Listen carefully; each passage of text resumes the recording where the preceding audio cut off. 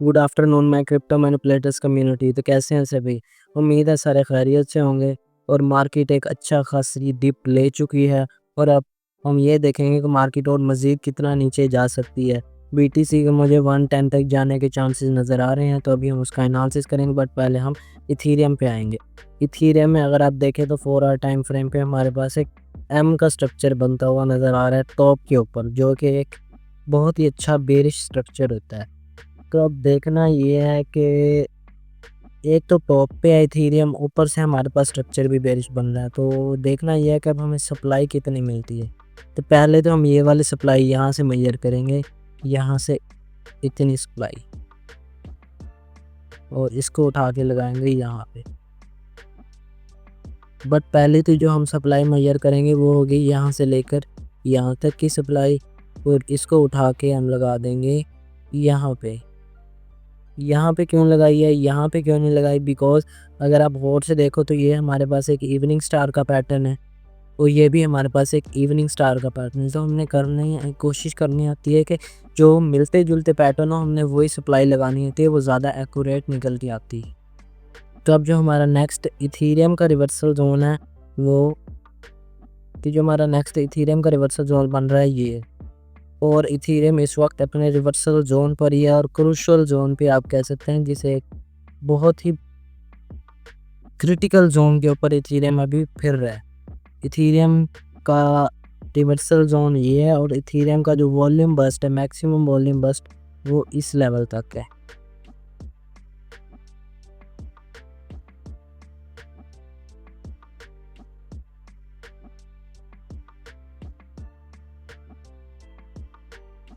तो ये हमने इथीरियम का वॉल्यूम बस्ट और रिवर्सल जोन मार्क कर दिया। अब हम आते हैं 30 मिनट्स के टाइम फ्रेम पे, थोड़े छोटे टाइम फ्रेम पे। अगर हमें वॉल्यूम बस्ट के नीचे की क्लोजिंग मिलती है तो हम ये सप्लाई डबल कर देंगे और इथीरियम बहुत नीचे जाता हुआ नज़र आएगा हमें, जो कि मुझे अभी पॉसिबल नहीं लग रहा। इन केस अगर मुझे पॉसिबल लगा तो मैं आपको कम्युनिटी में शेयर कर दूंगा, गाइड कर दूंगा। अगर हम देखें तो ये हमारे पास एक बहुत अच्छी कर्व लाइन यहाँ पे बन रही है,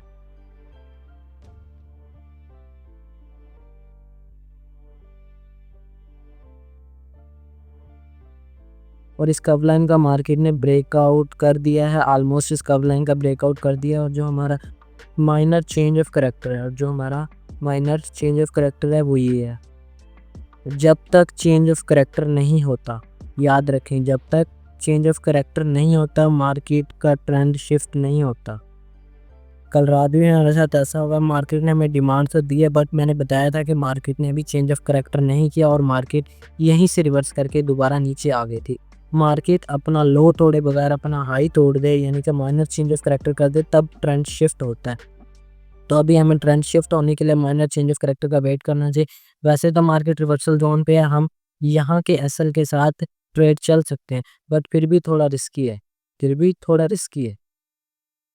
तो देखते हैं कि क्या करती है मार्केट। जो हमारा लास्ट वॉल्यूम बस्ट का लेवल है वो 2510 का लेवल है वॉल्यूम बस्ट का, और अगर हमें यहाँ से डिमांड मिलती है तो मैं 30 मिनट्स के टाइम फ्रेम के हिसाब से आपको डिमांड मेजर करके बता देता हूँ कि हमें कितनी डिमांड मिल सकती है। ये वाली डिमांड हमें मिल सकती है, और इसको मैं मेजर करूँगा इस कैंडल से। और ये हमारे पास माइनर चेंज ऑफ करेक्टर के ऊपर की डिमांड बन रही है। 3761 तक की हमारी डिमांड बन रही है, हमें 3761 तक की डिमांड मिल सकती है। देन जो है ये हमारा एक मिनी रिवर्सल एरिया है। देन उसके बाद अगेन मार्केट थोड़ा बहुत यहाँ तक रिट्रेस करेगी, यहाँ तक, देन ऊपर दोबारा जाएगी। पीछे वाली डिमांड, इसी वाली डिमांड का यूज़ करते हैं, बट वो मैं अभी मार्क नहीं कर रहा, ना ही वो मैं अभी कॉपी कर रहा हूँ। अभी मेरा इथीरियम का जो भी एनालिसिस था वो मैंने आपको बता दिया है। इन केस अगर हमें इसके नीचे क्लोजिंग मिलती है, 2510 के नीचे कैंडल की क्लोजिंग मिलती है, जो कि पॉसिबल नहीं है, अगर मिलती है तो मार्केट्स बहुत गंदा गिरेंगे। अब हम आ जाते हैं बीटीसी के एनालिसिस पे। तो बीटीसी पे अगर आप 4 आवर के टाइम फ्रेम पे देखें तो ये हमारे पास है, आप इसे फॉलिंग वेज भी कह सकते हैं, पैरेलल चैनल भी कह सकते हैं, जिसका मार्केट ने एक ट्री पैटर्न बना के फेक आउट दिया था। ये ट्री पैटर्न क्या होते हैं? ये 4CP पैटर्न होता है। ये मैं आगे जाके आपको एमएमसी की सीरीज में पढ़ाऊंगा कि ट्री पैटर्न क्या होता है। ये 4CP पैटर्न होता है जो फेक आउट्स को शो करता है, जो हमें बताता है कि ये जो मार्केट ने यहाँ से अपसाइड मूव लिया, ये फेक आउट था या रियल ब्रेकआउट था। तो यहाँ से एक मार्केट ने फेक आउट किया, अब अगेन मार्केट अपने सपोर्ट एरिया पे फिर रही है। याद रखें, मार्केट अभी भी अपने सपोर्ट एरिया पे फिर रही है।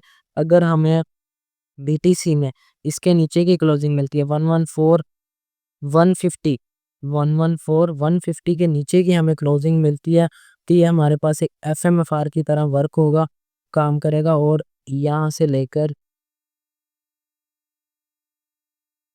यहाँ तक की डिमांड सप्लाई यहाँ पे लगा दी, यहाँ तक हमारा रिवर्सल एरिया बन जाएगा।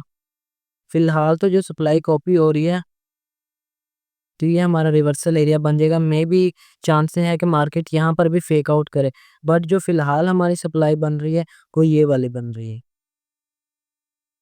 ये वाली सप्लाई यहाँ पे आई हुई है, सेम वैसी ही सप्लाई है, आप कॉपी करके देख लें।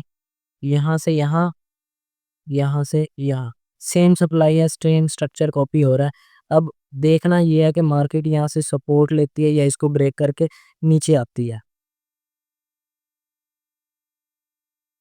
अगर मार्केट ब्रेकडाउन करती है तो हमारा वॉल्यूम बस्ट इस लेवल तक रहेगा, इसके नीचे मार्केट की हमें क्लोजिंग बिल्कुल भी नहीं मिलनी चाहिए। और ये लेवल है 1110, और ये लेवल हमारे पास निकल कर आ रहा है 110 टू 50, 110 टू 50। यहाँ तक हमारा वॉल्यूम बस्ट है मैक्सिमम बीटीसी में 4 आवर टाइम फ्रेम पे। इसके नीचे हमें बीटीसी में क्लोजिंग बिल्कुल भी नहीं चाहिए। मैं तो कहता हूँ मार्केट वॉल्यूम बस्ट भी ना करे, लेकिन अगर वॉल्यूम बस्ट करती भी है तो मैक्सिमम इस लेवल तक करे, इस लेवल से नीचे का वॉल्यूम बस्ट हमें नहीं चाहिए। अब हम सोलाना के एनालिसिस पे आ जाते हैं। सोलाना पे आप लोगों को याद होगा, मैंने डेली टाइम फ्रेम पे आपको एनालिसिस करके बताया था कि ये हमारा रिवर्सल एरिया और मार्केट यहाँ से रिवर्स करेगी, और मैंने कहा ना 50% एरिया तक मार्केट को आना चाहिए।